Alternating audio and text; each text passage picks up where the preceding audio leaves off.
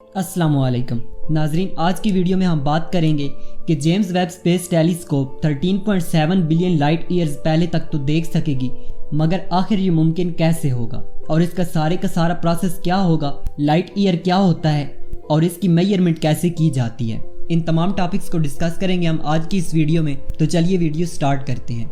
नाजरीन सोचें, अगर आप अर्थ से 3000 लाइट ईयर दूर किसी और प्लैनेट पर मौजूद हों और फिर आप एक बहुत ही पावरफुल टेलीस्कोप की मदद से अर्थ को जूम करें, तो क्या आप जानते हैं कि आपको अर्थ पर क्या दिखेगा? हैरत अंगेज तौर पर आपको ज़मीन का वो दौर नज़र आएगा जो कि आज से 3000 साल पहले हुआ करता था, मतलब कि जब मिस्र के लोग पिरामिड्स बनाया करते थे। और इसी तरह जेम्स वेब स्पेस टेलीस्कोप भी हमारे लिए एक टाइम मशीन का काम करेगी। बेशक हम उस पुरानी अर्थ पर जा तो नहीं सकेंगे, लेकिन हम उसे देख ज़रूर सकेंगे। मगर आखिर ये सब कुछ मुमकिन कैसे है? आखिर जेम्स वेब स्पेस टेलीस्कोप हमें करोड़ों साल माजी में कैसे दिखाएगी? आज हम इसी टॉपिक पर डिस्कस करेंगे। तो नाजरीन, अब नासा के पास एक ऐसी डिवाइस आ चुकी है जिसको इस्तेमाल करके अब इस अर्थ और यूनिवर्स के बोसीदा राजों से पर्दा उठने वाला है। लेकिन वेब टेलीस्कोप आखिर ये काम सरअंजाम कैसे देगी? ये जानने के लिए हमें सबसे पहले ये जानना ज़रूरी है कि आखिर हम चीज़ों को देखते कैसे हैं। तो नाजरीन, जब भी हम किसी अंधेरे कमरे के अंदर दाखिल होते हैं तो फिर चाहे हमारी आंखें खुली क्यों ना हो, फिर भी हमें कुछ नज़र नहीं आता। लेकिन लाइट के ऑन होते ही हमें तमाम मनाजिर नज़र आने लगते हैं, जिसका मतलब है कि कमरे में मौजूद तमाम चीज़ें अंधेरे के वक्त भी मौजूद तो थीं, लेकिन लाइट के ऑन होने के बाद जब लाइट इन चीज़ों से रिफ्लेक्ट होकर हमारी आंखों में पड़ती है तो तभी हमें वो तमाम चीज़ें दिखाई देती हैं। अब आपको ये तो समझ आ चुका होगा कि हमें कोई भी चीज़ देखने के लिए लाइट का होना बहुत ज़्यादा इम्पोर्टेंट है। लाइट जो कि 3 लाख किलोमीटर फी सेकंड की रफ्तार से ट्रैवल करती है, यकीनन उसे एक छोटे से कमरे के अंदर फैलने के लिए बहुत ही कम टाइम लगता है। लेकिन जब ये लाइट हमारी इतनी बड़ी यूनिवर्स में फैलती है तो इसे भी एक जगह से दूसरी जगह जाने के लिए टाइम तो लगता है। फॉर एग्जाम्पल, चांद और अर्थ के दरमियान 3,84,000 किलोमीटर का फासला है और सूरज की रोशनी जब चांद से टकराकर अर्थ तक पहुंचती है तो तब ही हम चांद को देख सकते हैं।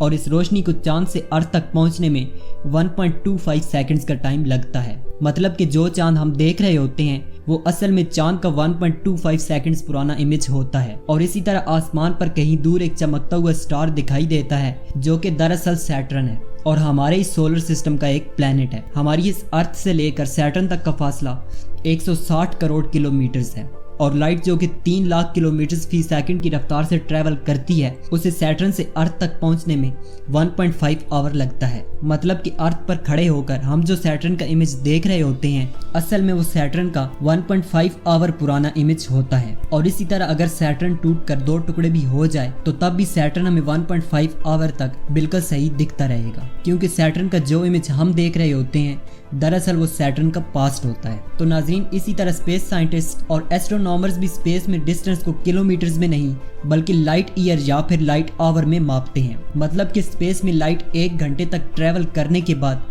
जितना भी फासला तय करेगी उस फासले को 1 लाइट आवर कहा जाता है। और अगर यही लाइट स्पेस में 1 साल तक ट्रैवल करने के बाद जितना भी फासला तय करेगी उस फासले को 1 लाइट ईयर कहा जाता है। जैसा कि हमने जाना, सैटर्न से लाइट को अर्थ तक आने में 1.5 घंटा लगता है, तो इसी तरह हम ये भी कह सकते हैं कि सैटर्न अर्थ से 1.5 लाइट आवर दूर है। अब हम चलते हैं मिल्की वे गैलेक्सी में, जो कि 1,25,000 लाइट ईयर्स जितनी फैली हुई है। यानी कि हमारी गैलेक्सी के एक कोने से दूसरे कोने तक लाइट को पहुंचने में पूरे 1,25,000 लाइट ईयर्स लगेंगे।